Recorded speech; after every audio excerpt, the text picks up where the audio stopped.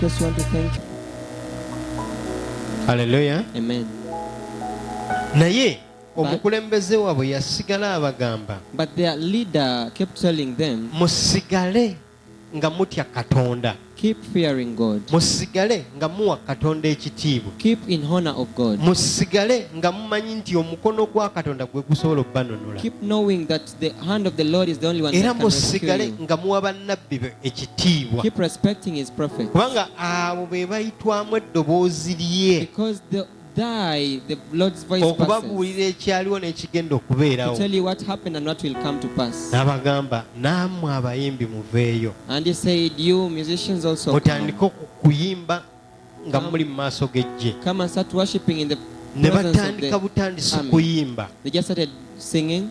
bwe baatandika okuyimba When they started singing, Katonda n'asindikayo eggye eryali litalabwa bantu. God sent the army that was invisible unto people. ne batandika okulwanagana bokka na bokka abalabe.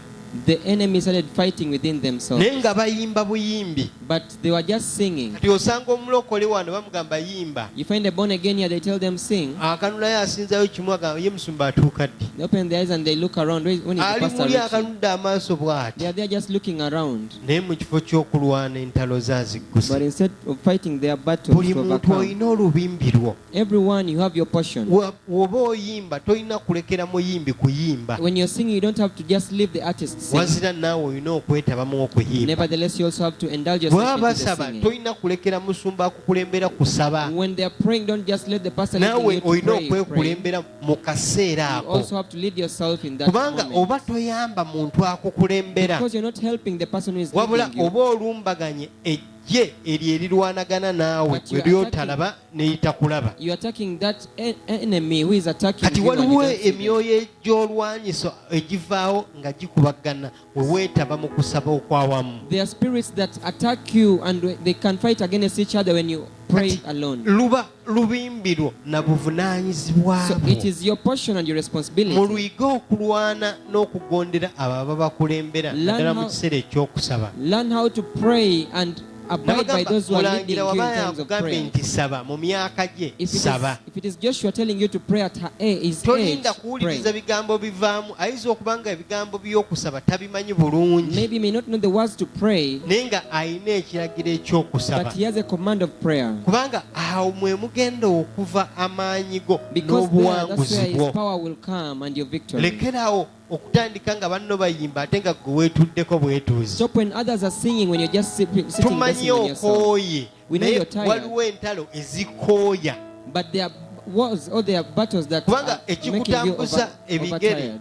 okuva ewo paka wano Because what makes you foot from your place up to here, ekyo kyokka kikooya. only that makes you tired. Kitegeeza olina okulwana ennyo wakiri ojje ng'otudde It means that you have to fight so much. mu At least you come linnya when erya you're mukama sitting. waffe Yesu. In Jesus' name, our Lord. Haleluya. Amen. Abamu bazuukusaba bakooye. Some of you wake up when you're even tired. Tumanyi ebikooya bingi. We know a lot makes you tired. Haleluya. Oba osobola okukumira omufaliso ogukunyiga. If you can bear with the mattress that oppresses you, kumira essaawa emu gye munaasinziza just bear with 1 hour that you will worship. mweweeyo mu maaso ga You Katonda. dedicate yourself in the presence of God, Ye kubanga ye ssaawa yokka gy'obeera mu lutalo. because it is the only time that you're in the battle, Lw'otalwana and the one that you don't fight, Katonda lw'asindika ejje where your God sends the army ne likulwanira and it fights for you. mu linnya erya mukama waffe In Jesus' name, Yesu. our Lord. Kati mwerwaneko. So fight for yourself. Si buli lutalo nti ogenda ddulwana, Not every battle that you will fight, naye oluyimba lwo but your song lukulu nnyo mu lutalo. is very vital in the Ne bwe battle. Museveni baali bali mu nsiko ennyimba z'abakulembera. Even when Museveni they were in the war, the Moto songs gunnawaka that Kampala nawaaka. used to lead them. Kati gwe omulokole bagamba okuyimba. So you born again, they tell you to sing. Otunuulira sisita n'olyoka omupima akaviiri n'akagunda akagatto yakalimu sande eri. Akagatto ke tekalina kye kakuyamba. Their shoe does not help you in any Ne way. wanaakakyusa Even if they change them, ne waataakakyuse if they don't change them, tekalina kye kakola ku bulamu it will bwo. not do anything in your life. Wabula ggwe olina kumwegattako mu So you ddoboozi have lye just join them in your voice okuggusa okulwana olutalo lwo. to overcome your battle. Kati tulwane entalo ziteekeddwa okulwana. So you have to fight the battles that you're supposed to Kale overcome. katulabagane olw'eggulo. Let us meet in the evening. Yesu